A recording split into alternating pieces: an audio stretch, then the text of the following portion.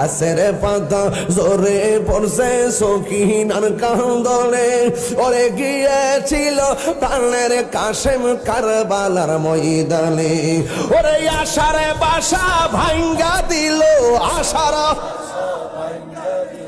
এজিদা দুশ্মনে রে গুণের ভাই ভাই রে কারবালায়া নিল তোমায় কে বলো ও গুণের ভাই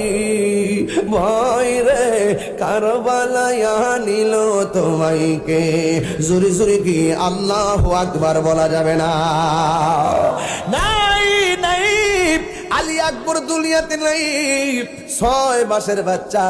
আলী আসগর দুনিয়াতে নাই কাশেম দুনিয়াতে নাই আব্বাস দুনিয়াতে নাই একটা পাগল দৌড়াইয়া তার মার কাছে হাজির হয়ে গেছে আম্মা গো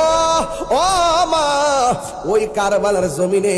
নবীর বংশ সব শেষ হয়ে যাইতেছে এবার মা দুঃখিনী সন্তানটারে ডাক দিয়ে কয় ও বাবা তুমি আমার কি লাগো কয় আমি তোমার মা তুমি আমার মা লাগো আমি তোমার সন্তান লাগি হ্যাঁ বাবা তুমি সন্তান হইয়া আমারে খবর দিছো নবীর বংশ শেষ করে বলাইতেছি আর আমি মা হইয়া তোমার ঘরের ভিতরে বুকে আগলায় ধরে রাখবো এটা হতে পারে না হ্যাঁ বাবা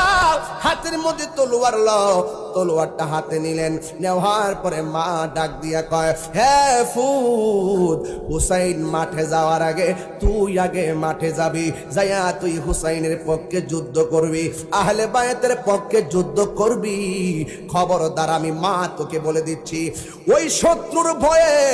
একটা কদম তুমি পিছনে দিও না